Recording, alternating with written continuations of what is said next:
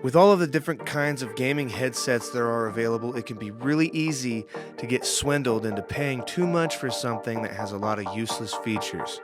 This video is going to help you sort through all of that and figure out the best gaming headset for you and your budget.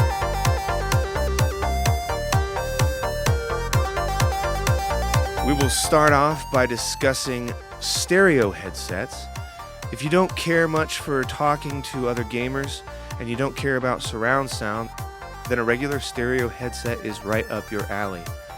There are a wide variety of stereo headsets that you can find, varying from studio headphones to regular old CD player headphones, even earbuds, whatever you like, it's all up to you. The best thing to look for when it comes to a stereo headset is your hertz ratio. You want to know how high it can go. If the highest mark that you can get to is the best. You could judge that usually on a graph that is almost always provided on all of the packaging of stereo headsets.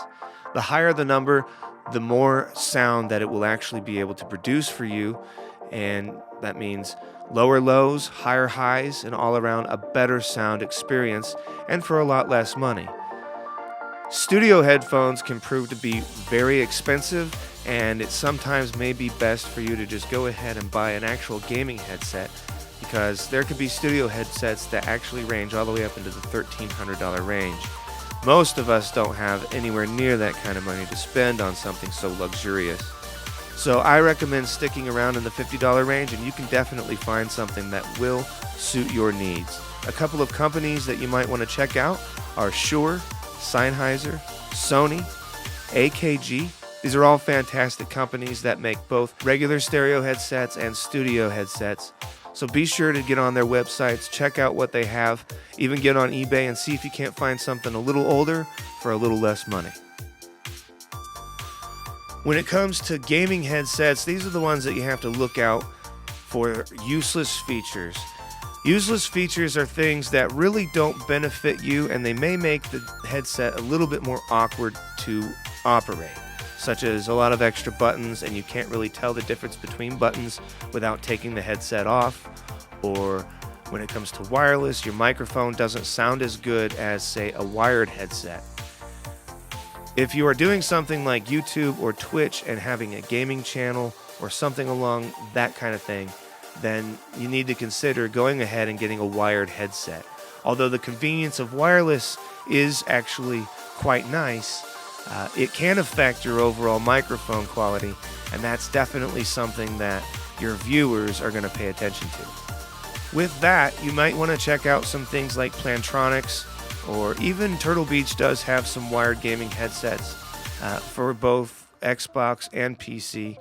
Personally, though, I find that Turtle Beach is one of the worst companies that has these added features that you don't really need. Things like superhuman hearing. All superhuman hearing is boost of the high EQ.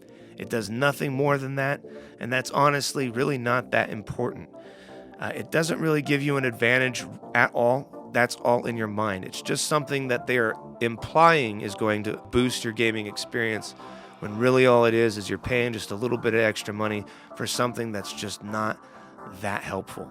Things like RGB lighting are also a useless feature. While it might look really cool to somebody else in the room that your headset is pulsating blue and yellow and purple and white, it really doesn't give you any benefit whatsoever in your overall gaming experience. Plus, you're never going to see it. The headphones are on your head. You don't have eyes that can see that. So what's the point in that? Really absolutely nothing other than personal customization. And I do understand that that's something that a lot of people enjoy, but that should not be a deal breaker for you when you're buying a headset. What you really want to look for in your headset is how minimal are the controls on my headset? And does it have 7.1 or is it stereo? If it's something that really matters to you to have surround sound, this is the area where you're really going to find a lot of useless features. A company that does avoid all of those useless features is a company called Plantronics. Not only do they avoid these useless features, but their gaming headsets are actually built really well and they're affordable. So please, I strongly suggest that you check them out before you check out anything else, Turtle Beach included. One thing that I really enjoy about Plantronics is that they like to use actual metal in the reinforcement of the headband to the ear cup. Any gamer out there that has been playing for a long time will understand that eventually your headset may break in that area. So having reinforced metal is something that's really, really nice and actually shouldn't cost much. Now, I'll admit that the Plantronics company's headsets may look a little bulky and not really streamlined or slim, but again, it's not something that you're going to see, and even if your viewers see it, it doesn't make you look like an idiot. I find them to actually be stylish, but I also enjoy that old-time look. Personally, I just purchased a 788 headset, and it has 7.1 to stereo. If you want to switch between the two, it's just a button on the front, very easy to find. It's the only button that lights up. You have your microphone on and off switch, and you have your volume, which these are all very easy to distinguish without taking them off your head. That is something that I find to give you a better advantage because you don't have to take off your headset and look to see what it is that you're pushing. That can be very annoying. Another thing to consider when it comes to wireless headsets is this something that the company is going to carry support for a long time? Meaning, are they going to be able to replace things if they stop working, such as the wireless signal transceiver? It is important to understand that if you're paying a lot of money for a gaming headset, that you want it to work for at least a few years, preferably longer than 2 years.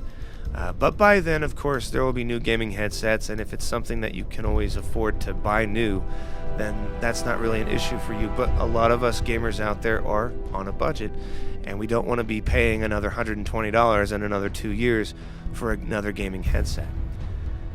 This is just a few things to consider when it comes to buying a gaming headset, but hopefully I've given you some ideas of what to look for and where to start looking. Thank you all so much for watching, and if you did enjoy this video, go ahead and give it a thumbs up. Let me know that you enjoyed it. Let me know that I helped you out. Mention something to me in the comments below. Feel free to express what your favorite gaming headset is, and I will see you in the next video.